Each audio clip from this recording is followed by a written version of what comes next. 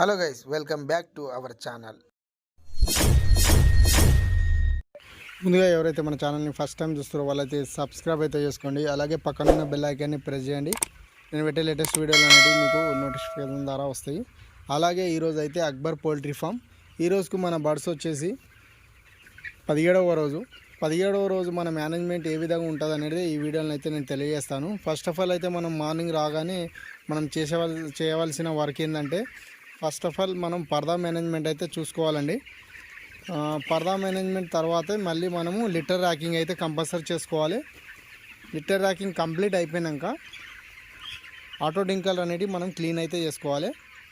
ఇవన్నీ కంప్లీట్ అయిపోయాక మనం అయితే వాటర్లో మనకు శానిటైజర్ అనేది కంపల్సరీ చూసుకోవాలి. ఇవైతే రెగ్యులర్ చేసే వరకు.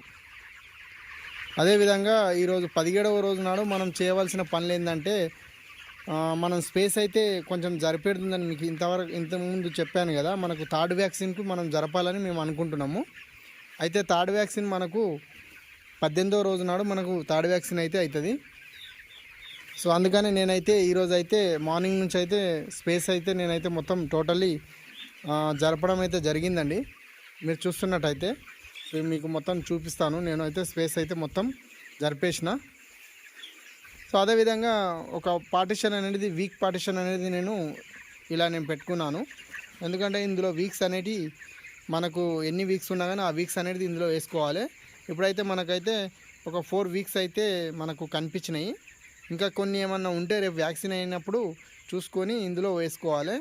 అది సూపర్వైజర్ వచ్చినాక మనం చూపిస్తే సూపర్వైజరు దాన్ని మోటాలిటీ కిందికి రాసి వీటినైతే కల్స్ కిందికి రాసేస్తాడు.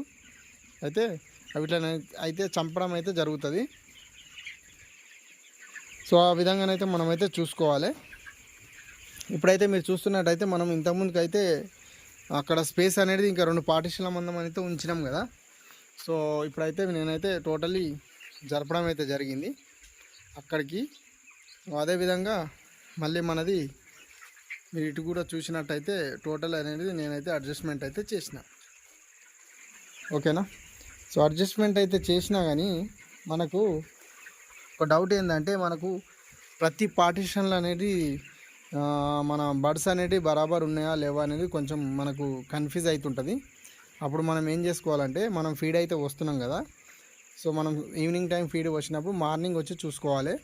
ఎందులో అయితే ఫీడ్ అనేది ఎక్కువగా ఇంటేక్ చేస్తాయో అందులో మనకు బర్డ్స్ ఎక్కువ ఉన్నాయి అన్నట్టు తెలుస్తాయి. అందులో నుంచి కొంచెం మనం ఎందులో అయితే ఫీడ్ అయితే ఎక్కువ ఉంటుందో అందులోకి మనం జరపడం అయితే జరుగుతుంది. సో ఈ విధంగా అయితే నేనైతే చూసుకుంటాను.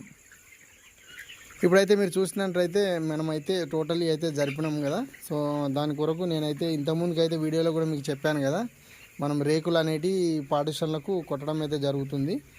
అందుకనే ఈసారి అయితే మనము ఇలాంటి జాలి తేవడం అయితే జరిగింది. మీరు చూస్తున్నట్టయితే ఇప్పుడైతే నేను పార్టిషన్కు ఈ విధంగా అయితే కొట్టుకున్నాను.